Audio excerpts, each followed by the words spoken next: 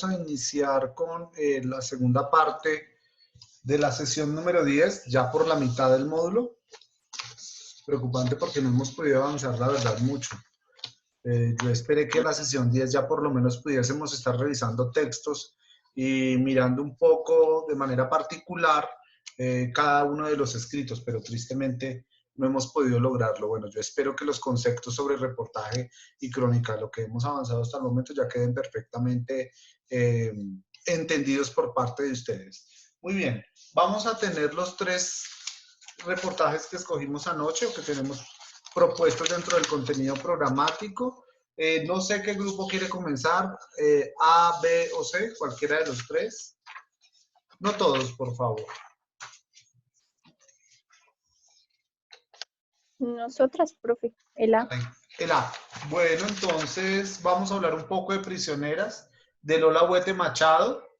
Hay que tener en cuenta que Lola Huete Machado es una gran periodista del país, es española. Esta mujer se ha dedicado en los últimos tiempos a hacer grandes historias que han sido memorables en el periódico El País de España, quizá uno de los más importantes en Europa, en América Latina también, pues obviamente porque compartimos la misma lengua. Es un gran referente para los periodistas de la actualidad y del periodismo narrativo actual. Ella ha dado un giro muy interesante en la manera de escribir y también las temáticas que viene tocando porque está mirando un poco a África, ¿no? Y cómo de alguna manera se viene construyendo África que puede ser contada a partir de desde otros lugares y desde otros momentos. Entonces creo yo que Lola Huete ha hecho un muy buen trabajo y es un muy buen referente en el que hoy con este Prisioneras, pues de alguna manera nos podrá servir como referente para que ustedes puedan escribir sus reportajes y poner, darle como la hoja en blanco al momento de escribir. Bueno, comencemos entonces con, a ver, las chicas.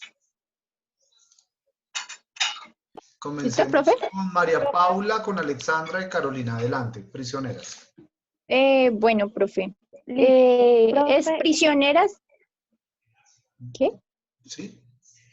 Bueno, Prisioneras se escribió el 18 de abril de 2009. Fue escrito por Lola Hood, como tú estabas diciendo. Huete. Huete. Ahorita María Paula habla un poquito más de ella. Bueno, en este reportaje lo que nos estaba como mostrando es la situación actual de la cárcel de 3 cárceles. De 3 cárceles. En España. Y básicamente lo que decía en este reportaje era como, pues, porque ellos habían llegado a esa cárcel, por qué motivos. Entonces, habían varios casos. También el por qué, no sé, hablaban mucho de cifras y porcentajes. Entonces, ¿por qué los hombres siempre como que volvían a la cárcel apenas ellos salieran? Entonces, hablaban mucho de eso, comparaban mucho las cárceles. Los hombres son más reincidentes que las mujeres. Creo que hay... Sí. Bueno, entonces como que comparaban mucho las cárceles de los hombres con las de las mujeres, que las mujeres obviamente eran un poco menos agresivas, que obviamente sí tenían como conflictos entre ellas, pero era más bajo, pues ellas como que siempre estaban pensando en su familia, entonces ellas buscaban como el cambio, pero muchas de ellas en las entrevistas que ellas daban, hablaban de que después de que entran allá sentían que salían peores, porque ellas allá veían pues cosas que nunca habían visto. Era un ambiente muy pesado.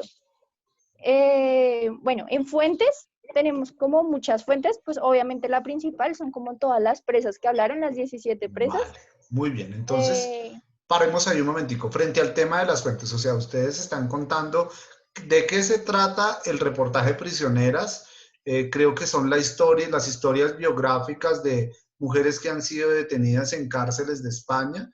Describen la situación de las 3 cárceles. El uso de los datos resulta bien interesante porque tú tienes toda la razón, es un ejercicio comparativo entre los niveles de delincuencia entre hombres versus los niveles de delincuencia de la mujer o de las mujeres.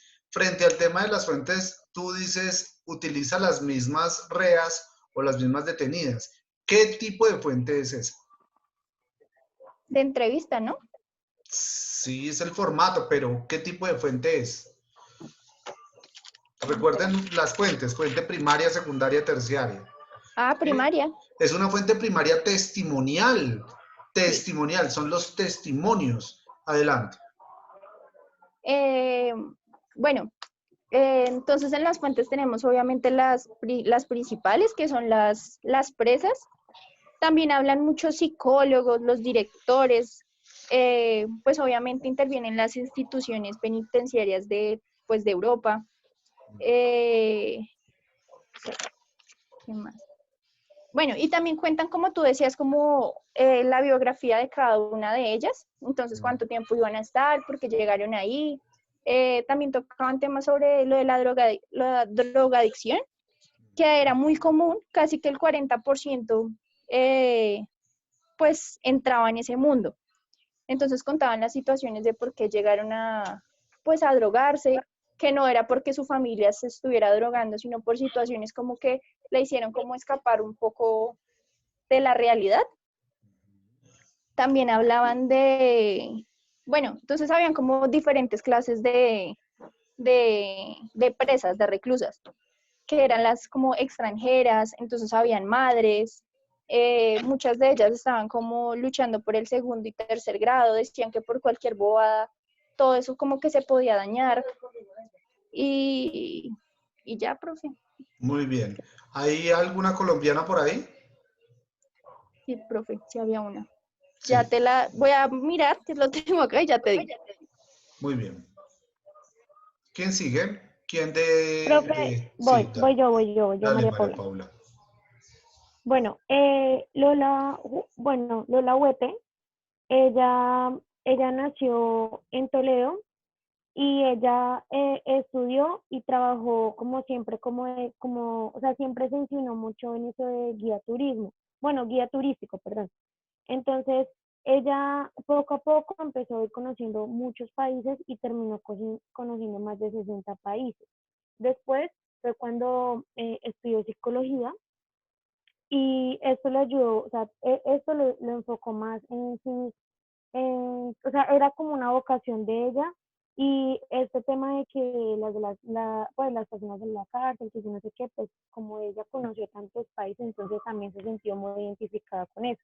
Ella también habló mucho de las biografías, o sea, habló de las personas de las que ella describe, ¿sí? Entonces como que les dio un papel muy interesante a cada una y que no se enfocó solo en un país, sino que pues como que dio, o sea, varios puntos a cada una, o sea, le dio como o sea, le hizo sentir como que no era una simple eh, presa, que tenía la vida triste, que eso sí me entiendes, es como que le dio interés a otras personas en conocer pues como la vida de personas. Una de las Ella características también como que, fundamentales del reportaje es que permite construir los personajes. Construyó los personajes, las presas, las detenidas, y les dio relevancia dentro del texto. Entonces, lo que estás describiendo es muy bello porque esa es una muy buena oportunidad, una muy buena opción para poder entender un poco el reportaje y entenderlo es desde los personajes, ¿no? sí señor. Y fue cuando pues después se volvió redactora en el qué, en el País Semana y ha publicado no solo eso, sino que más reportajes extensos, entrevistas y también se ha ido más como por socioculturales y ha hecho blogs, entonces como que también, un ejemplo, le da oportunidad a África, que es un país que pues no todo el mundo toca, pues por la cuestión pues, del problema que se viven allá. Y sí, como que le da ese positivismo innovador a demás continentes y no se enfoca solo en uno y pues les da como esa oportunidad. Muy bien. ¿Quién más está en tu grupo? María Paula, Alexandra, Carolina. ¿Quién falta por hablar? Alexandra. Alexandra, profe. Yo, profe, Alexandra. pero pues ya dijeron todo también, o sea, yo iba a decir casi igual lo mismo. Ujú. Muy bien, entonces te pregunto, ¿de qué forma está escrito este reportaje? ¿A partir de qué persona? Somos divas. ¿Sí?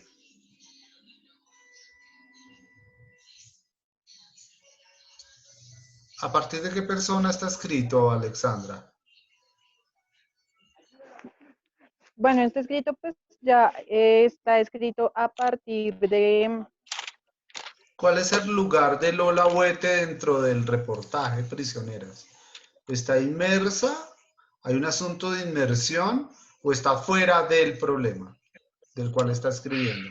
no, ella ahí estaba metida porque estaba diciendo sobre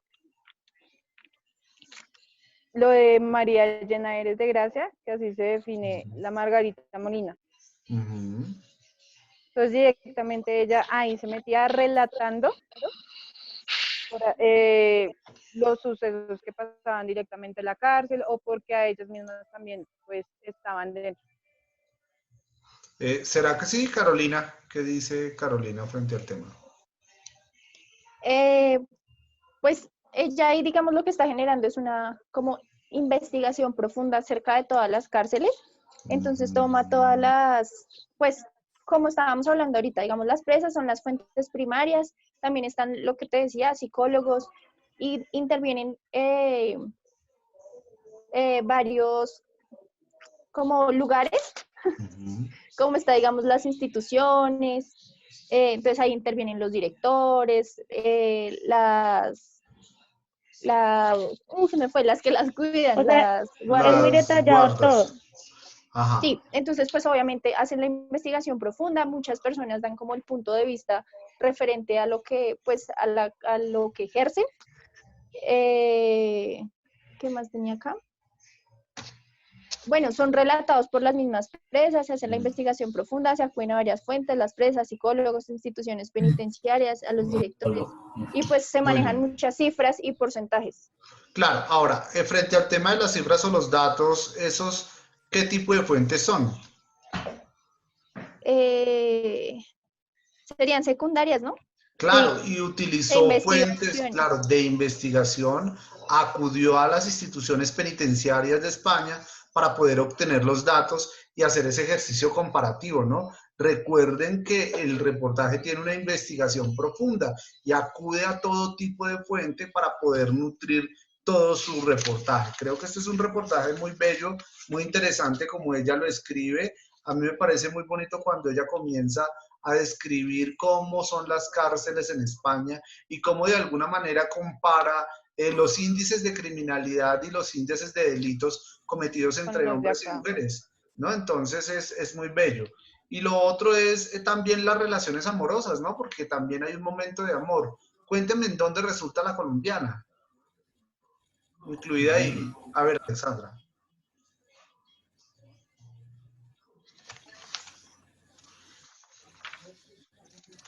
Alexandra. Alexandra. Profe, es que yo sí no le terminaba de leer, que no Bueno, tuve mucho tiempo. ayúdenle, por favor, no la dejen morir. ¿Cómo dejan morir Ya, a profe, es que Alexandra? yo sigo buscando un segundito, sí, porque profe, sí me espera que acuerdo yo también estoy mirando. que lo leí, pero no me acuerdo en qué parte. ¿No será que una colombiana se volvió novia de una de las detenidas? Y se iban a casar, sí, pero Muy no me bien. acuerdo.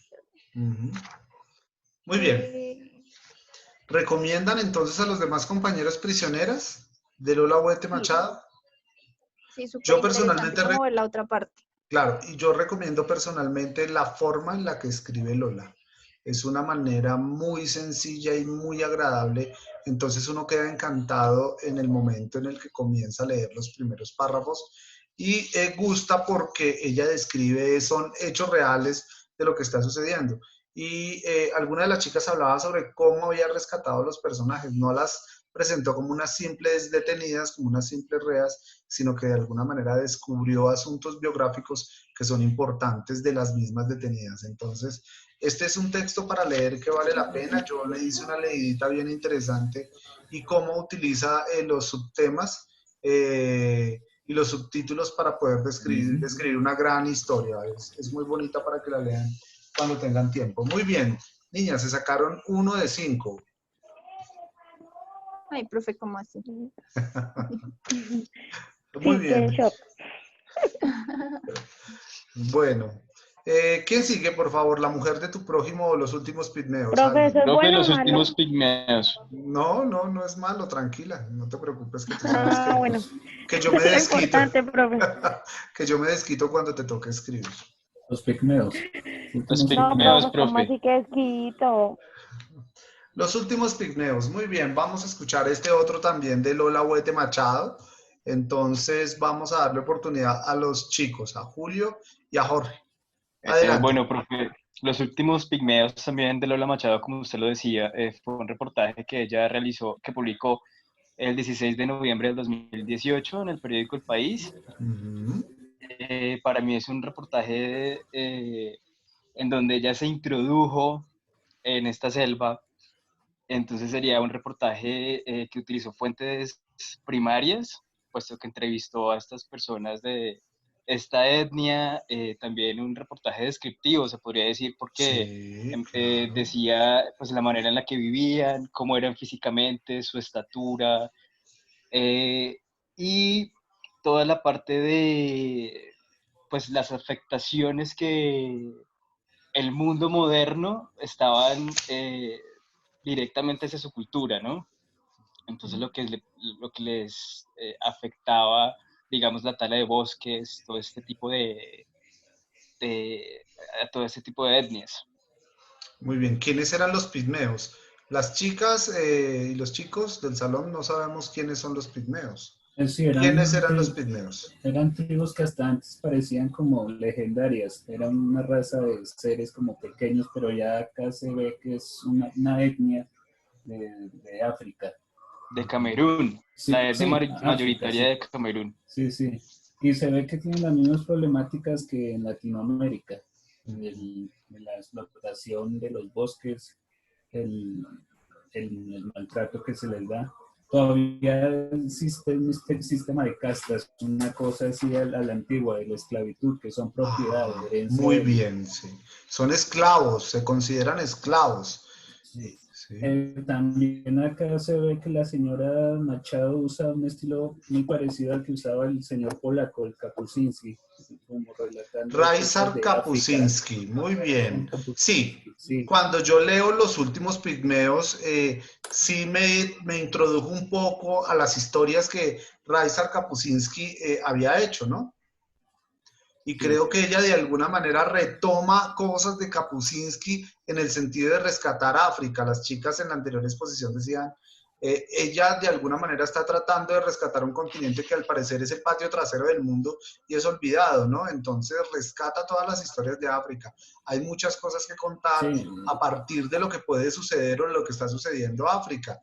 O lo que vive África. Entonces creo que esta es una historia fantástica. Yo la describiría como fantástica porque siendo 2018 cuando lo escribe, hoy siendo 2020, todavía estemos hablando del asunto de la esclavitud. Bueno, aquí en Colombia lo demostramos con Elsie, ¿no? Con la señora esta vigilante del edificio. Esa es una manera de esclavizar y es cruel. Entonces, en el mundo africano, pues hay toda una historia que relata las vejaciones en las que los seres humanos obviamente someten a los africanos.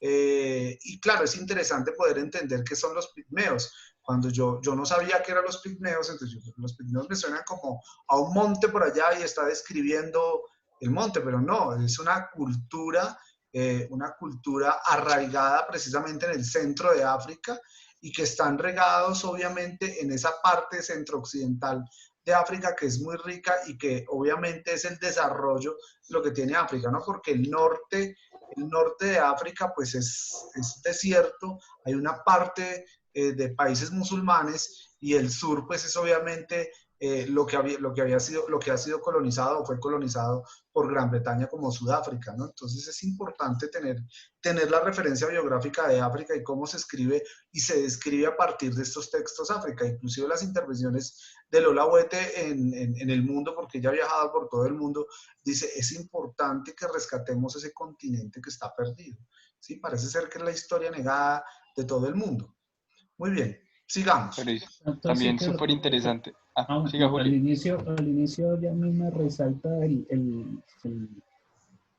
la palabra vaca, porque no, vaca, sí, porque no, ya va contando que el pigmeo es un término peyorativo. Varios, Ujú. aparte del escrito, va diciéndonos Exactamente. los vaca, para que uno ya deje de decirles peyorativamente los pigmeos, sino que son una etnia y se les dice los vaca. Sí, ellos no se identifican como pigmeos Sí, no, no. porque es un nombre peyorativo, sino que prefieren que les digan vaca, ¿no? Y Eh, el escrito va resaltándolo para que a uno se le meta y ya no los relacione como el pigmeo, sino como el vaca. Así va. como de ejemplo, digamos que antes no era el mongólico, que ahora no ya sabe que es el persona con síndrome de Down. Exactamente.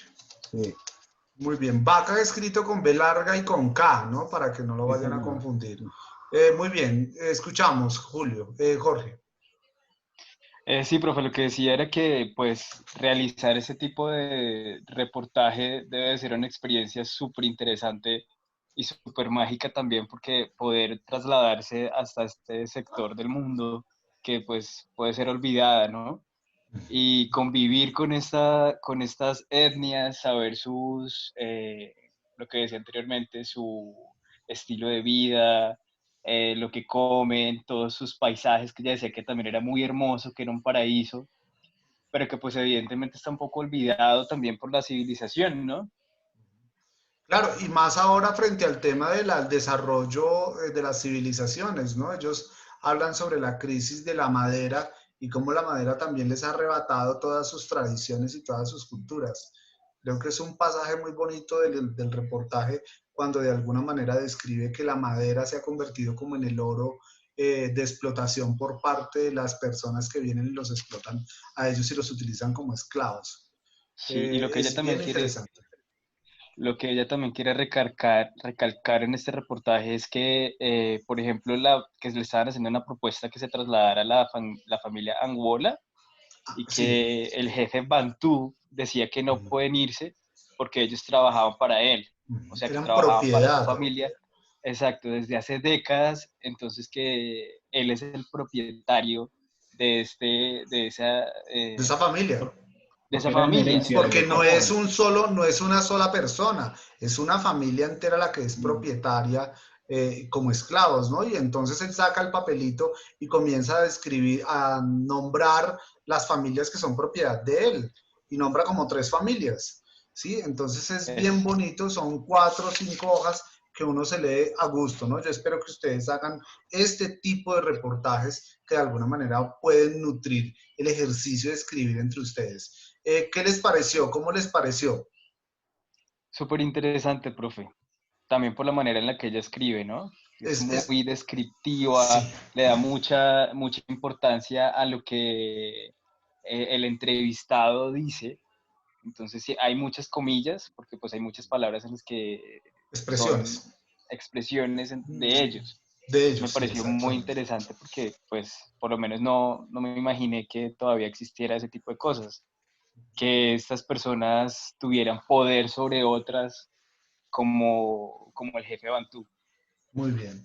Hay otra Pero es cosa que como para quisiera. entender Sí, África, porque si uno que va leyendo y como que se deprime, ¿no? Como que, sí, sí. También genera sensaciones cuando uno lee, ¿no? Pues uno, o sea, a mí me preocupa a estas alturas de la vida 2020 y todavía leyendo historias sobre la esclavitud. Y pues, como les digo, Colombia ya lo vivió hace poco con estas señoras, es otra forma de esclavizar. En Chocó hay también otras maneras de esclavizar, estoy seguro que sí. Quería de alguna manera dejar como reflexión es el lugar de donde escribe Lola Huete estos 2 reportajes y el lugar de donde lo escribe ella es en la tercera persona, aunque en los últimos pigmeos se ve más inmersa ella en la civilización de los pigmeos, se ve que está más involucrada ya porque está allá, entonces En creo que hay primera un asunto persona. de inmersión, ¿sí? Hay un asunto de inmersión, pero siento que lo hace de una manera muy objetiva, aunque al final, de alguna manera, en toda su construcción argumentativa, pues deja ver como las consideraciones sobre el tema de la esclavitud y sobre el tema de las condiciones de las reas o de las detenidas. Para recomendar este texto, Sí, sí, Sí, sí, profe. sí. bueno, muy Pero bien, esto es señor. primera persona, ¿sí? Sí, señor. Sí, Pero señor. también es tercera Pero también, porque Pero también escribe- tercera. Yo veo que hay también tercera persona, ¿no? sí, Tercera persona. sí. Las fuentes que utilizan, miremos un poco las fuentes, ¿no? Se utilizan los testimonios de los dueños de los esclavos, pero también hay Esas son cifras. primarias, ¿no, profe? Sí, sí, los bueno, testimonios pues son también primarias, varias. pero también hay fuentes de datos en donde establece el número y la densidad poblacional. Entonces hay Las 400, estadísticas, sí. ajá, son 400 pigmeos, son 400 bantúes o 400.000 bantúes que están ubicados en tal parte.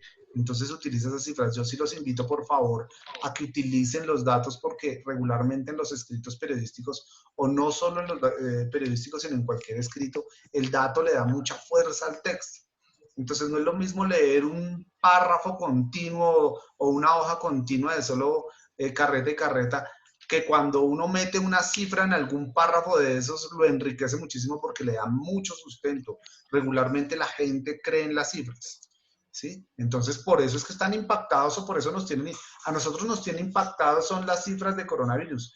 Y si se pusieran a describir qué sucedió con el coronavirus, cómo vino, qué fue lo que pasó, quiénes fueron los infectados y todo ese cuento, de pronto no nos aterraría tanto como la cifra. Es la cifra. Cuando salen 12.000 y pucho, hoy casi 13.000 infectados en Colombia, pues entonces uno dice, wow. Y ya con eso queda uno asustadísimo, genera ciertas sensaciones y percepciones en las personas que uno dice, o me quedo en la casa, me muero de hambre y no salgo a trabajar porque me voy a morir de todas maneras, pero prefiero morirme de hambre y no de coronavirus. Entonces la cifra es bastante enriquecedora para los textos. Yo los invito a que siempre tengan datos en los textos porque ustedes pueden dejar una huella muy importante en la manera de escribir y también una huella muy importante aquí de quien lee sus artículos. Cuando uno lee cifras, entonces uno dice, bueno, pues por lo menos investigó. ¿Sí? Y atribúyanle esos datos a alguien, no se los vayan a apropiar ustedes. Según el DANE, según, no sé, el Ministerio de Habitantes de África, según el gobierno nacional, ¿sí? Atribúyanle esos datos. Yo les recomiendo eso simplemente como estilo para que ustedes no queden responsables de esas cifras, sino que uno tenga que creer más en las cifras cuando las da una institucionalidad. ¿Bien? Listo, profe. Muy bien, vamos con no presioné. Vamos con La mujer de tu prójimo. la mujer de tu prójimo. Bueno, este tiene estilo y otra manera de escribir. Si ustedes se ponen a leer partes de los tres, son formas totalmente diferentes. Uno ya en Lola Huete, leyendo dos, uno ya encuentra un horizonte y una huella en la manera en cómo ella escribe. Cuando uno pasa al texto de Guy Talas, pues es totalmente diferente. Y entonces uno encuentra un Sí. choque bastante curioso ahí. Bueno, vamos a escuchar qué es lo que dice la mujer de tu prójimo. Profe, pues de acuerdo pues a lo que buscamos, leímos con los compañeros, se sabe que La mujer de tu prójimo fue escrito por Gaitala, ¿sí? Es declarada como una obra maestra por parte de él. Fueron casi 10 años de investigación por parte de Gaitala, ¿sí? En diferentes lugares para poder hacer esa recopilación de datos y podernos presentar La mujer de tu prójimo. Es algo muy bonito, fue publicado en 1981 y lo que me parece pues muy interesante es que fue antes de que todo eso del SIDA sucediera, según la investigación pues que realizamos. Se habla mucho sobre la sexualidad estadounidense en ese entonces, que era como un tabú, y se expone pues en la manera más abierta posible para todos. Entonces es un libro que a medida que tú lo vas leyendo, pues solo con lo que alcanzamos a leer, con ese pedacito pequeño, se ve que la investigación que realiza él es muy detallada, la descripción que hace es muy narrativa y Claro, es una muy bien. forma diferente de ver la sexualidad. Claro. Entonces ahí pues Lady nos va a explicar Claro, más. ahí quiero hacer un paréntesis y es que si uno salta de Huete a Talas, pues si uno encuentra que si Huete es bastante descriptiva, pues Gaitalas es mucho más descriptivo. Entonces uno siente que le está dibujando la escena con palabras. Es Sí, muy eso es cierto. descriptivo, Sí, profe. demasiado descriptivo. Utiliza muchísima descripción, no va muy al detalle, entonces uno se siente como si estuviera mirando en su mente, dibujando todo lo que está leyendo. Adelante. Bueno, profe, pues para completar lo que decía Alejandra, pues la mujer de tu prójimo trata sobre la revolución sexual, pues los años 70 y 60.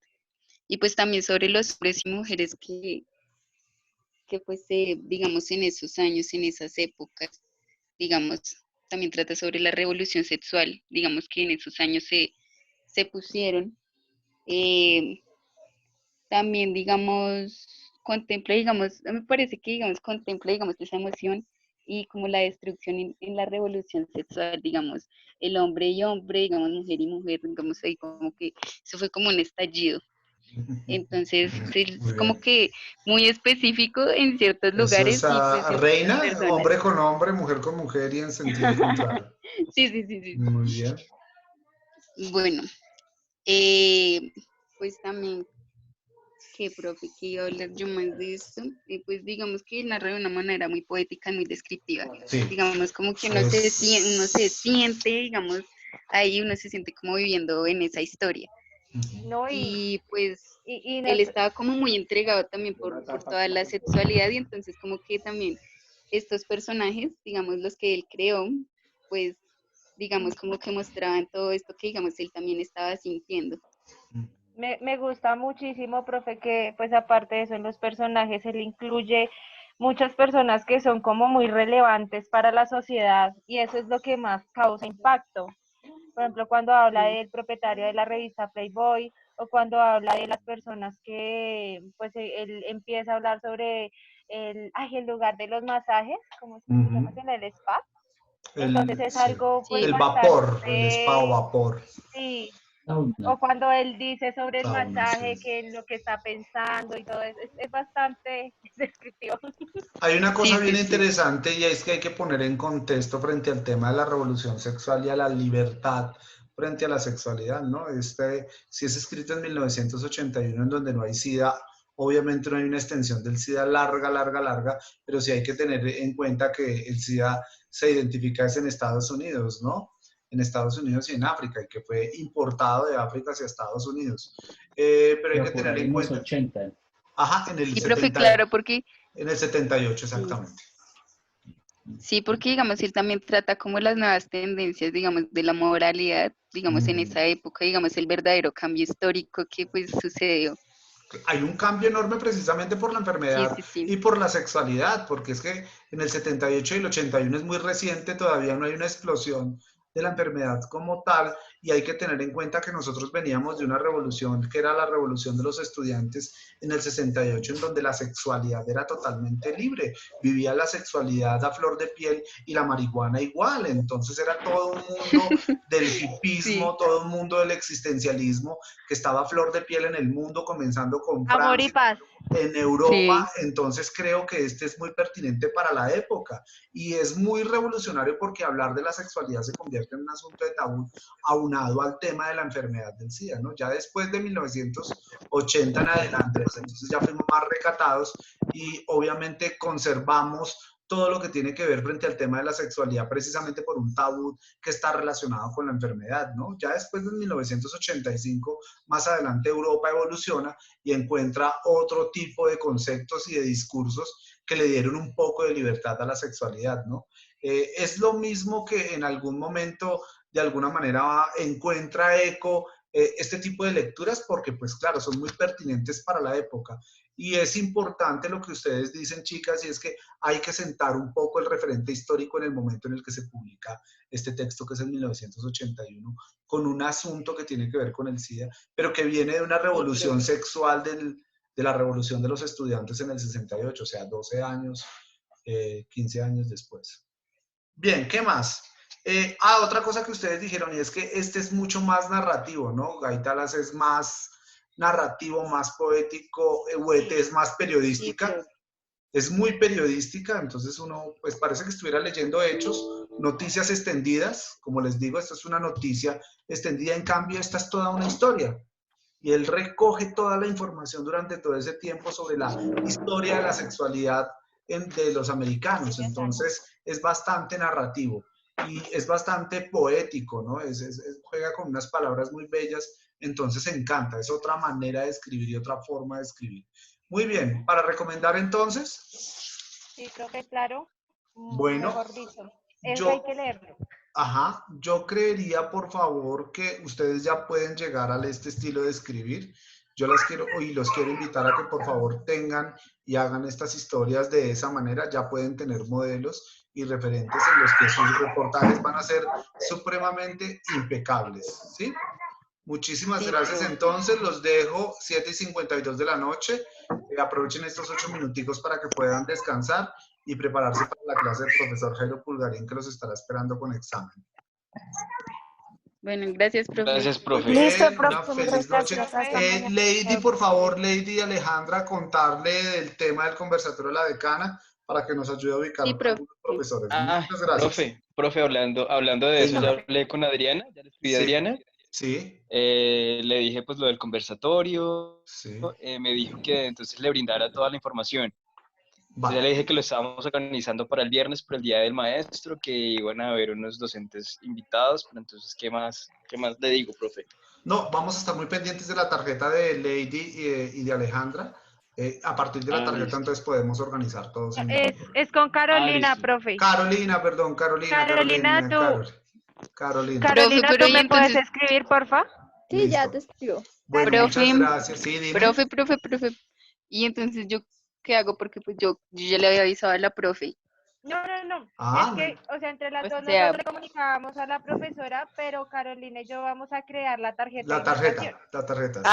vale, sí, porque yo ya le Vale, había comunicado a la muy decana. bien. Que nos recomiende No, ya algún tranquila, docente tranquila. que valga la pena poderlo traer a este conversatorio. Vale, profe, ¿Listo? Listo, ya le profe. Muchas escribo. gracias, que Chao, estén profe, bien. Chao, gracias. chao. Bye, Chao, profe, profe. gracias.